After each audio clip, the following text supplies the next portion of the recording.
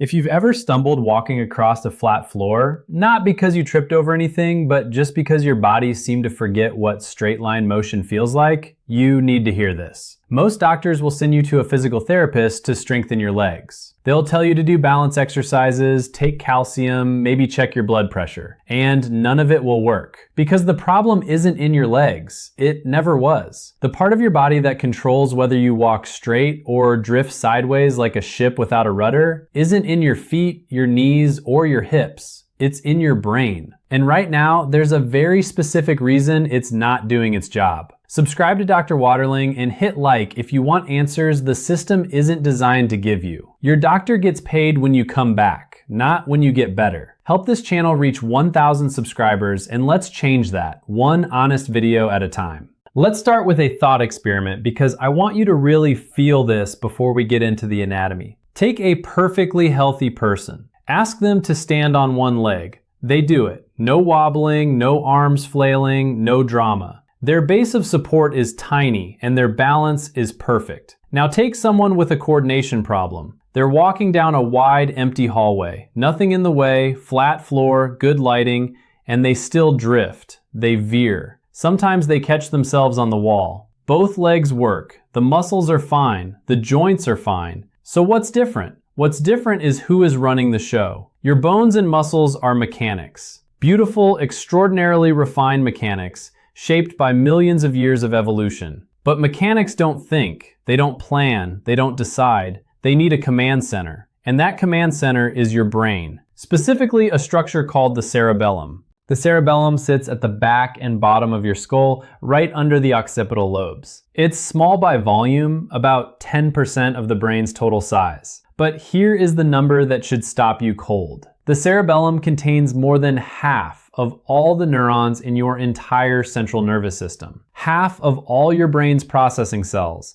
packed into a structure roughly the size of your fist. That tells you everything about how much computational power is devoted to one job, keeping you upright and moving correctly. Every fraction of a second, your cerebellum is pulling in data from 4 different systems simultaneously. It receives signals from proprioceptors. Those are sensors embedded in your muscles and joints that constantly report your body's position in space. It receives signals from your vestibular system. That's the balance organ in your inner ear, which tells your brain how your head is oriented relative to gravity. It receives visual input, what your eyes are seeing about the environment around you. And it receives motor commands from the thinking parts of your cortex, the plans your brain is making about what movement comes next. The cerebellum takes all of that in real time and sends precise corrective signals to your muscles so that every movement you make is smooth,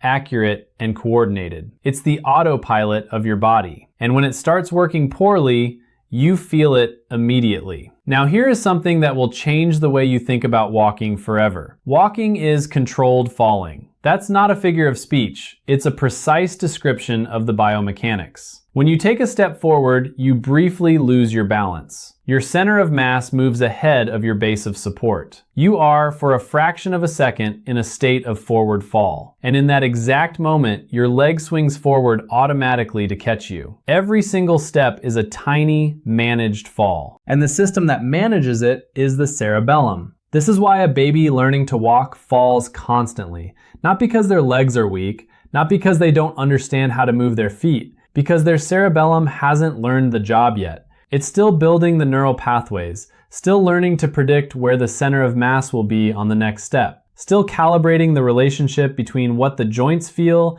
and what the muscles need to do. That is an extraordinarily complex computational task, and the baby solves it by falling, correcting, falling again, correcting again, hundreds of times, over months. Gradually, the connections strengthen, the patterns get locked in, and walking becomes completely automatic. You stop thinking about it, the way you stop thinking about breathing. But here's what happens later in life. When years and decades pass, coordination problems can come back. And this time, it's not about learning. The person knows how to walk. Those neural pathways are there. The problem is different. The blood supply to the brain regions that control movement has degraded. And because of a chronic shortage of oxygen and nutrients, those regions start underperforming. I want you to understand something fundamental about your brain as an organ. Your brain weighs roughly 3 pounds, about 2% of your total body weight. And yet, it consumes approximately 20% of all the oxygen you breathe. 20%. For 2% of your body mass. Your brain is extraordinarily expensive to run, metabolically speaking. It is more sensitive to drops in blood flow than almost any other tissue in your body. Within seconds of losing blood supply, neurons begin to die. That's what a stroke is, the extreme version. But long before stroke territory, when there is chronic, moderate reduction in blood flow, the brain begins working less efficiently. And the first things to go are the most energy-intensive functions. Coordination, short-term memory, the speed of your thinking. Here's another principle you need to carry with you. The brain is not a collection of isolated, independent compartments. When blood flow is reduced in one area, it is almost never the case that the rest of the brain is perfectly fine. Usually the whole brain suffers. Some areas are more vulnerable, others less. And if you notice unsteadiness when you walk, or episodes of dizziness, I can tell you with near certainty that you have other symptoms of reduced cerebral circulation as well. You may just not have connected them yet. Let me walk you through those symptoms because this matters. The first and most recognizable is short-term memory disruption. You walk into a room and within seconds you can't remember why you went there. You start a sentence and lose the thought halfway through. You meant to write something down and by the time you reach the pen, it's gone. Meanwhile, things that happened 10, 20, 30 years ago are crystal clear. This is not random. Long-term memory is stored in already established neural networks. They're stable. They don't need much active energy to hold. Short-term memory is an active process. It demands real-time metabolic fuel. It's the first thing to suffer when blood flow drops. The second symptom is reduced mental endurance. Things that used to be easy now require noticeably more effort. You tire faster. A task that took an hour now takes an hour and a half. And by midday or evening, your brain feels like it's running on empty. You know you need to keep working, but productivity has collapsed. The third symptom is slower thinking. Before you can grasp the point of a question, you need a few extra seconds. You read a paragraph and have to read it again before it lands. In conversation, your responses come a beat late, because your brain needs just a little more time to process. Patients describe this as brain fog, or the feeling of thinking through cotton wool. If you recognize yourself in any of that, don't panic. This is not a diagnosis of doom. It's information. And information is the starting point for doing something about it. Now I want to tell you a story from my practice because it illustrates this connection between brain blood flow and coordination better than any textbook could. A few years ago, I was working in an office with excellent acoustics. Everything that happened in the waiting room came through clearly. One afternoon, I'm in the middle of an appointment and I hear a family arrive with a child. I can hear the kid running, that quick, light patter of small feet. 2, maybe 3 minutes later, a fall. Not a little tumble, a solid, heavy crash. The kind of sound that makes you wince. I hadn't seen this child yet, but I was already building the clinical picture. The room was empty, I knew that. Nothing to trip over. So the child tripped over their own feet. Tripping over your own feet means disrupted coordination. Disrupted coordination points to compromised blood flow to the cerebellum, specifically in what we call the vertebro-basilar system. I'll explain exactly what that means in a moment. In children, the vertebro-basilar system is most commonly compromised by one cause: birth trauma, which meant the delivery was probably difficult. And if the delivery was difficult and the cerebellum had been underperfused for years, there would almost certainly be other signs. Postural problems, poor sleep, difficulty concentrating. When the parents came into the room 10 or 15 minutes later, it was exactly that. Difficult labor, extended period without amniotic fluid. The child had slept poorly since birth. Chronic constipation, visible spinal curvature, trouble focusing in school, and falls. Regular, recurring, without obvious cause. All of it was one problem. Mechanical disruption in the cervical spine, the neck, formed during birth, reducing blood flow to the cerebellum and brainstem for years.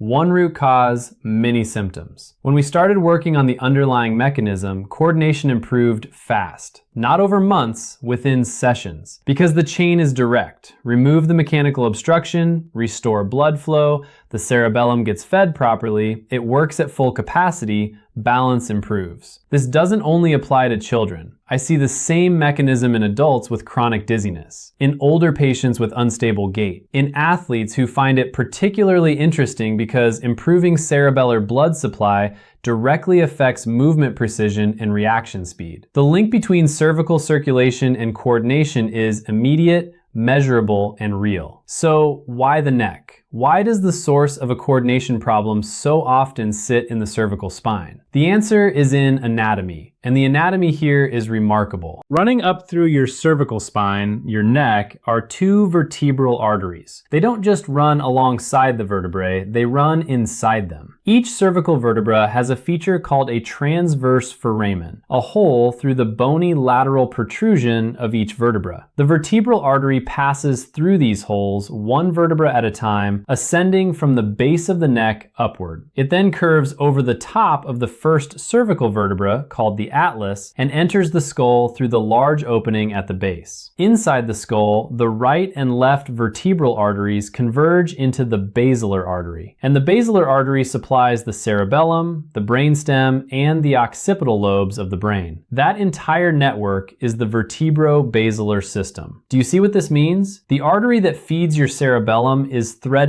through bone. It passes through the vertebrae themselves. And if there is tension, restriction, chronic muscle spasm, or reduced mobility in those bones, joints, and surrounding tissues, that will compress and distort those arteries. A vertebra shifted slightly out of alignment, a muscle in chronic spasm, a shortened ligament, each adds a new bend or constriction to the artery. The lumen, the open channel inside the vessel, narrows. Blood flow drops. Not dramatically, not enough to cause a stroke, but chronically, year after year. And the cerebellum spends years running on a reduced fuel supply. Our goal is to remove those mechanical restrictions, free the neck, restore the natural diameter of the vertebral arteries. When you do that, blood flow to the cerebellum improves, and coordination improves with it. Before I give you the exercises, I need to address the most common mistake people make when they decide to work on their neck. Because this mistake doesn't just waste your time, it can make things worse. When most people feel neck tension and decide to stretch it,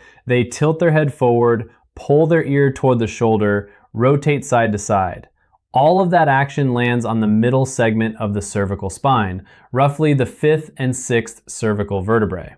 That segment is already the most mobile part of the neck.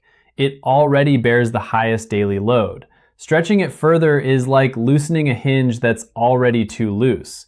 You're adding instability while the actually restricted zones stay locked. The zones that are actually locked are different. The first critical area is the cervicothoracic junction, the 6th and 7th cervical vertebrae, and the 1st and 2nd thoracic vertebrae.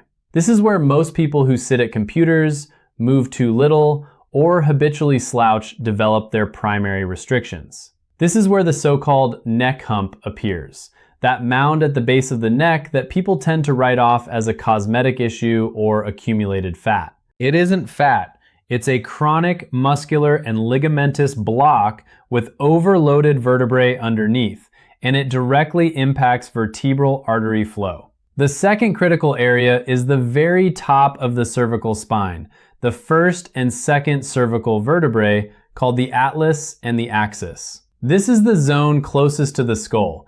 This is where the vertebral arteries make their final bend before entering the cranial cavity. Restrictions here are the most consequential for blood flow. Here are two exercises that target exactly these blocked zones. The first exercise is mobilization of the cervicothoracic junction through the spinous processes. Start by finding the 7th cervical vertebra.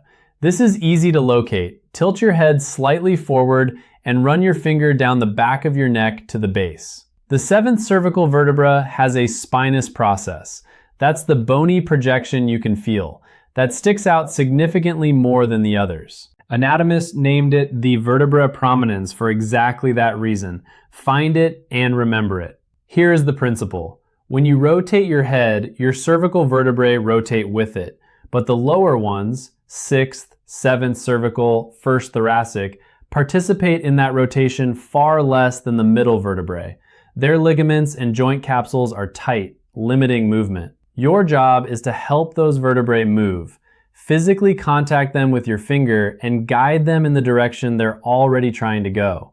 Place the pad of your thumb or index finger against the lateral surface of the spinous process of the 7th cervical vertebra. Begin rotating your head, let's say to the right.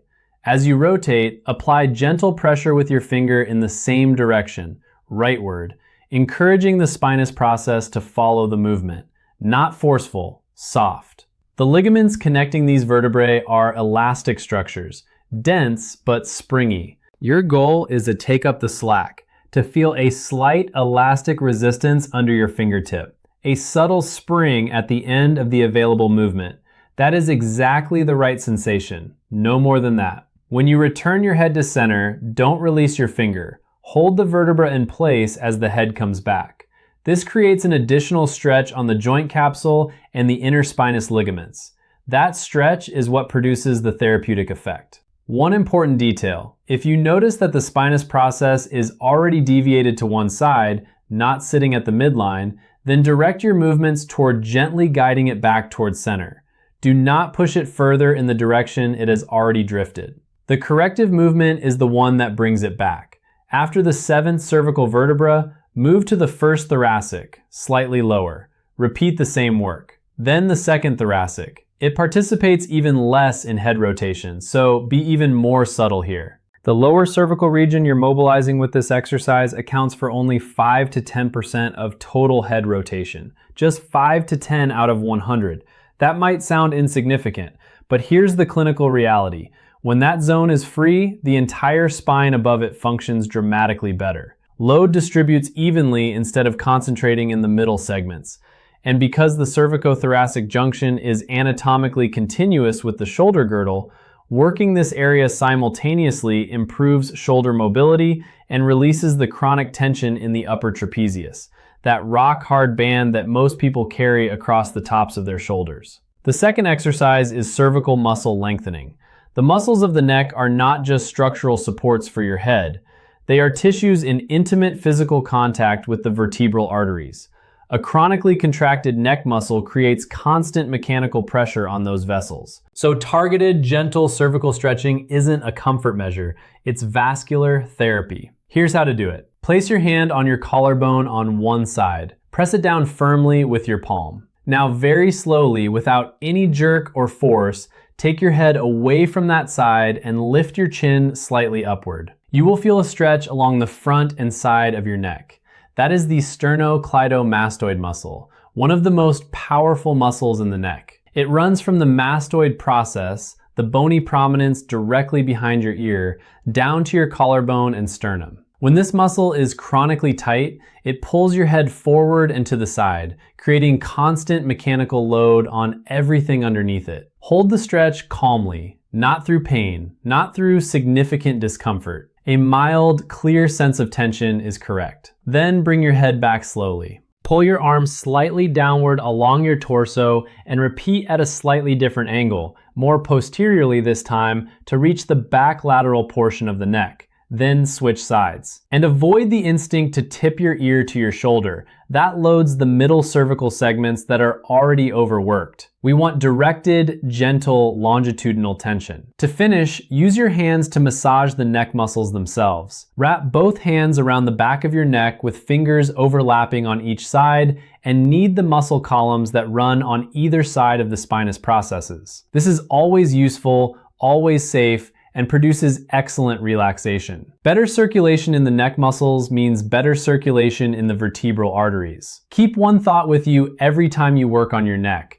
The neck is not just part of the musculoskeletal system. It is the corridor through which every line of communication between your brain and your body runs. Blood vessels, nerves, the spinal cord itself. When you free the neck, you improve brain perfusion. Better brain perfusion means sharper memory, clearer thinking, more stable mood. Skin quality improves as facial circulation normalizes. Scalp circulation improves, which means better nourishment for hair follicles. Now the second component. We've improved blood flow to the cerebellum. We've opened the road. Now we need to give the cerebellum actual work. Because the cerebellum is trainable, exactly the way muscles are trainable. When you give it tasks it struggles to perform, it ramps up its own metabolic activity, builds new neural connections, and gradually gets better at those tasks. This is neuroplasticity, the brain's documented capacity to restructure and adapt itself in response to demand. 3 coordination training exercises. The first is pelvic rotation with limb integration. Stand with feet shoulder width apart. Begin rotating your pelvis in a smooth, slow circle. Now pay attention to your legs. As your pelvis moves, one leg will naturally want to step. The pelvic rotation activates the locomotion pattern. Let it. Begin making a circular stepping motion with that leg in sync with the pelvic movement. Your cerebellum is already working hard. It's coordinating 2 complex simultaneous movements. Now add your arms. Begin striking imaginary drums with alternating right and left hands, at your own rhythm, independent of what your lower body is doing. 3 independent movements, each in its own rhythm, all happening at once. This is an intense demand on the cerebellum and on interhemispheric coordination.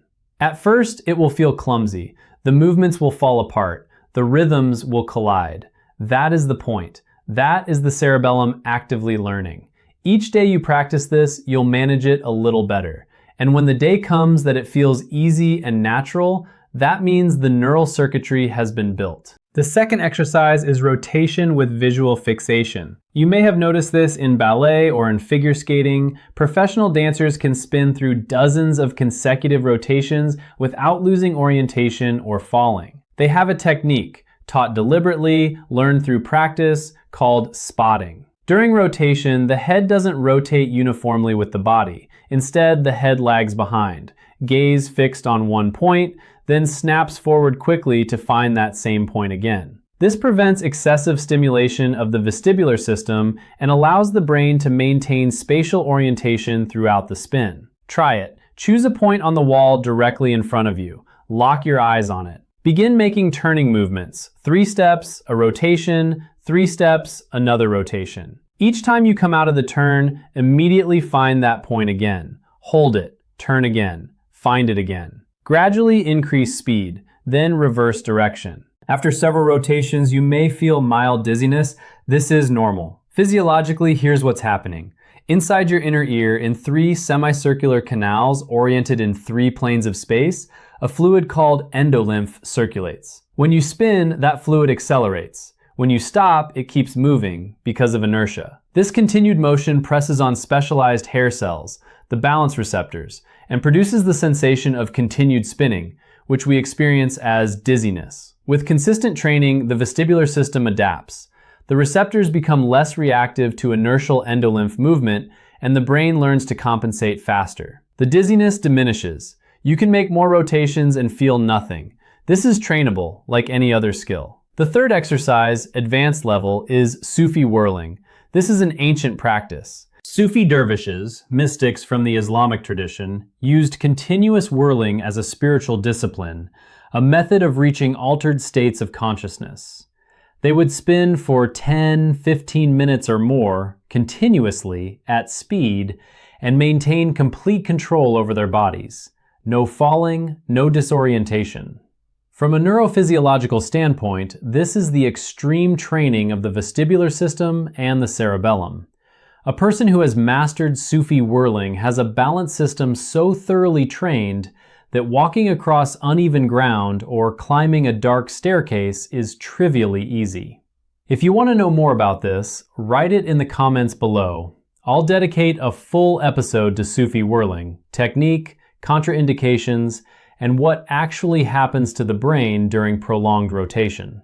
Here's something I want you to think about because it's relevant to everything I've described today. The effects I've talked about, the fatigue, the fog, the unsteadiness, the memory lapses, don't all show up at the same age or with the same intensity in every person. In people over 50, vestibular and cerebellar symptoms tend to become significantly more pronounced, both because of cumulative changes to cervical tissue over decades and because vascular elasticity naturally decreases with age. How old are you? Write it in the comments. I genuinely want to see which age groups are watching this because it will help me focus future videos on the stages where this information is most urgently needed. Let me give you your clear action plan because watching a video without walking away with specific instructions is a waste of your time. First, every day, mobilize the cervicothoracic junction. Find the 7th cervical vertebra, place your finger on the spinous process, and work through the rotation technique I showed you. Gentle, no force, 2 to 3 minutes daily.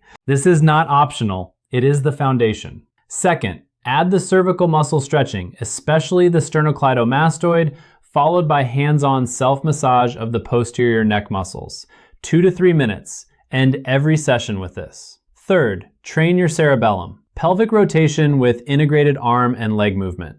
Rotation with visual fixation, building towards Sufi whirling over time, every day. Progress will come faster than you expect because the cerebellum responds rapidly to improved blood supply and to targeted demand. If you do these things consistently, you will notice changes. Not in weeks, often within days. Because when you remove a mechanical obstruction from a vessel, blood flow improves immediately. And when the cerebellum gets adequate fuel again, it works better immediately. Nobody sitting behind a clinic desk is going to hand you this information. There's no billing code for teaching you to fix your own cervical blood flow. The healthcare system doesn't profit from your recovery. I'm Sam Waterling, and I've spent 15 years watching what happens when patients finally understand what's actually going on in their bodies. Subscribe to Dr. Waterling, leave a like, and help this channel reach 1,000 subscribers. We're building something that actually serves you.